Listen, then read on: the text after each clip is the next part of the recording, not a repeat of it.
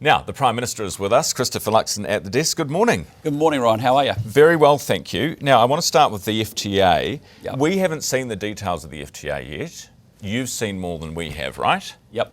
So when will we get to see the juice? Oh, well, there's a process of where it now gets worked up with the officials, both in India and New Zealand, into a legal format. And that's because all the component parts have all been agreed.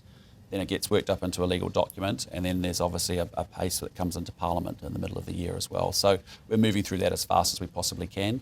Once that document's available, that's, I mentioned, where everyone will see it. Because Winston came on this program last week, and you would have seen it or read the reports of it, I'm sure, and he said, you guys are hiding stuff from us, that we're going to be flooded with Indian migrants. Is he right? No, he's wrong. I mean, I love Winston, I respect him a lot, but he has a history of opposing FTA agreements, like we saw he opposed China. He's wanting to oppose this one, Indian one. There's a component here where we have about 1,600 to 1,700 short-term 3-year visas that are available to Indian folk to come into New Zealand. It's less than 3% of our total work visas. It's for a 3-year period, can't be renewed, can't be extended. But most importantly, it's really linked into our green list, which is actually the shortages of jobs that we have in this country. The stuff we need. Yeah, so it's not so additive, it's nothing. It's actually within the, so it's not. I've made sure it's part of our green list where we've got the shortages, right. is the jobs that we will be making available to us. And it's not beyond, it's not extending the total number that we would have coming in here. It's literally 1,700 visas. So what's he on about then? Which are component parts of every FTA. What's he on about then? Well, he's obviously got his own, he's had a long-standing position for a long period of time. I mean, he was wrong to oppose the China FTA. But he's coming out and bashing you to do it. Oh, well, you can't like that. Well, we're in an MMP environment, Ryan. If I reacted to everything everyone says all the time, I wouldn't, Bash back occasionally. Well, I'm just telling you pretty straightly now. I mean, I disagree with him. I respect him, but we disagree. He's wrong. Fair enough. And we're going to do it. Critical minerals. I'm dying to know about this. So whose idea was it that we have some sort of critical minerals deal with America? No, across the whole government, we think there's a real opportunity in critical minerals. Should we have a critical mineral sector? Absolutely. Why? Because actually, when you think about what's going on in the world, it's all about AI. That's all about superconductor chips. And the key, not a dumb idea. Key element of that is critical minerals. And if we have them here in New Zealand, we should be making sure that we are exploiting them for what we will need in the coming 100%. decades to go. So the question then is, but we will develop that sector in our own interest. I saw some media reporting on the weekend. I think it's pretty speculative because we haven't had a substantive cabinet discussion and certainly no cabinet decisions have been made. Right. We obviously... But you're in talks with the Americans. Oh, yeah, but the Americans are in talks with 45 plus countries. Including us. So how close are these talks? Have you had anything to do with them? No. They're very, it's all very general conversations, I imagine, that are happening, discussions that are happening. What would we get out of it? Or would we just sell it to them and get paid for it? Well, basically, if you think about it, if we've got, say, 25 out of 35 critical minerals in this country, we then have to unlock that. We'd have to think about how we get capital and partners to come in to help us do that job or want to invest to do that job.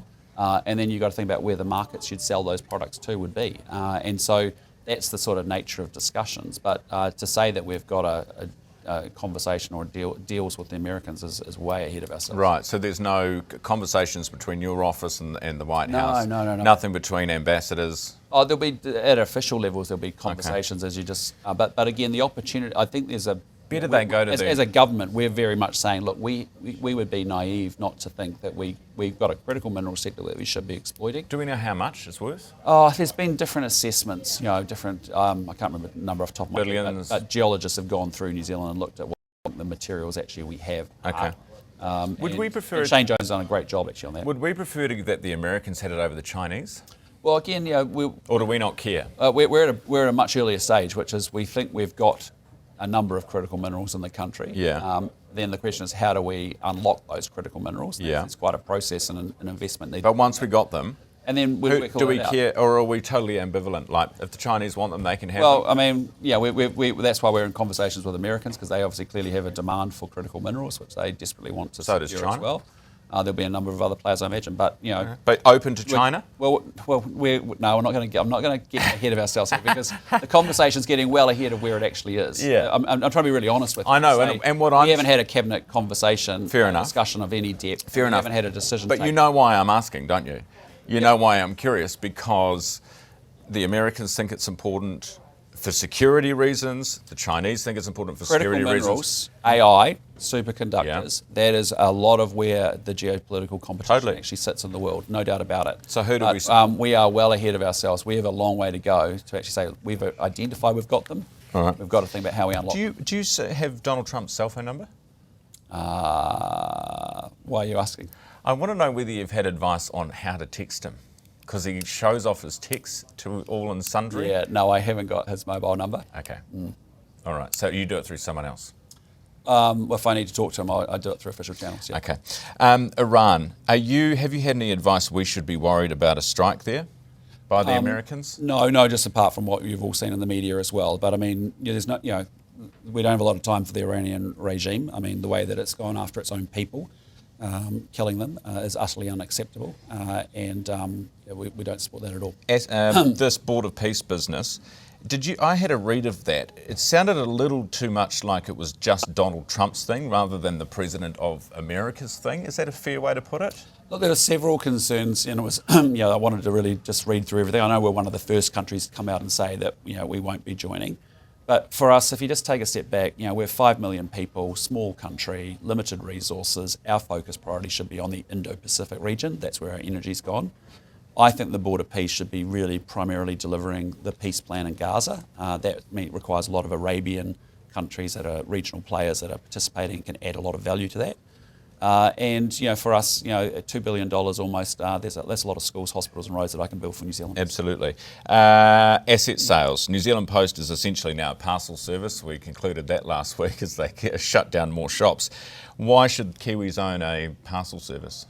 Well, again, I've been very clear on asset sales. We ain't selling any assets over the course of this term. I've also suggested that there's a conversation that you could have around all the assets that the government owns. Yeah. Is that generating the best return for New Zealanders, in terms of if we've got assets that Is New Zealand Post? Well, I'm not going to go into specific ones. But that I'm could just saying, you think about all the things the government owns. Yeah. It's not an unreasonable question to say, should you not recycle some of that capital? Will New Zealand higher uses? Will you put that question to New Zealand about New Zealand Post before at the election? Well, we'll probably, as I've foreshadowed, I think we should have a more mature conversation around asset recycling and saying, look, if government's got its billions of dollars tied up in an asset earning 2%, and it could take that billions of dollars and actually get a 7% return, that's got to be good for the New Zealand people. A couple of quick things to get through. The motorhomes that went up north. I heard that you had something to do with those motorhomes actually making it up there. What did you do? Well, I called the CEO of THL, Grant Webster, who's a really good guy, and within an hour or two he said that he could get motorhomes, I think 50, 60 motorhomes around the country. Well, they're doing brilliantly. He's done a brilliant job, and THL really stepped into it. Good, as well. practical solution. Who paid for the KFC? This is my question. I don't know. Again, I called the CEO of Restaurant Brands the night before. Said, mate, I'm coming through Gisborne. Your store doesn't open till 11. They opened their store, but I guess at 9, and did a big cook-up, which was fantastic for the recovery workers, and we took that up on the helicopters. So it might have been free. And other things. Might have been free even. No one had to pay at all. Very quickly, I want to show you this video of the firefighter. Have you seen this? No. Nor have I. Let's have a look. This is you chatting to a firefighter and them doing something afterwards.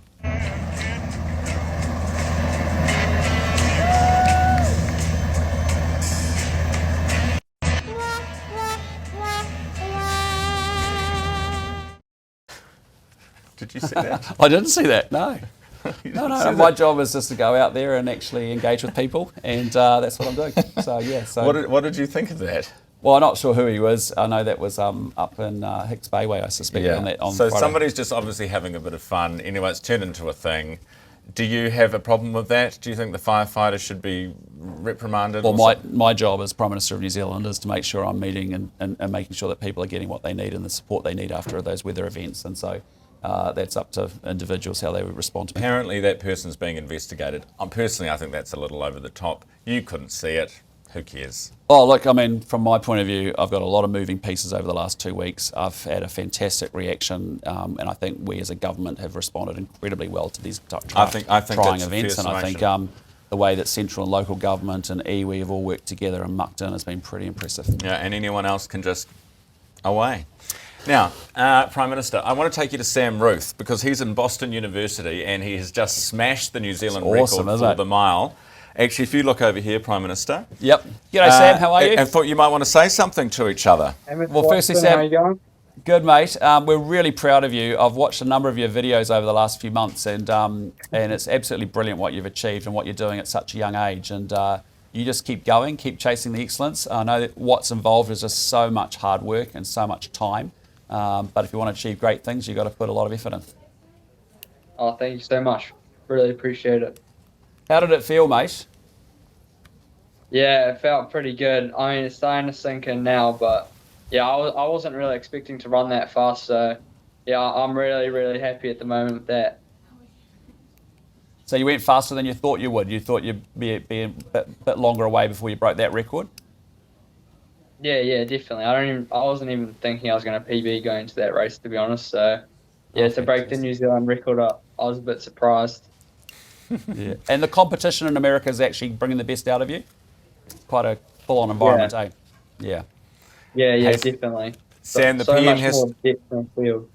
Yeah. the PM has to run to a plane, so we'll let him go, but we'll keep chatting this morning. Prime Minister, thank you very much for being with me. Thanks, mate. See you, buddy. Take care. That was Prime Minister Christopher Luxon.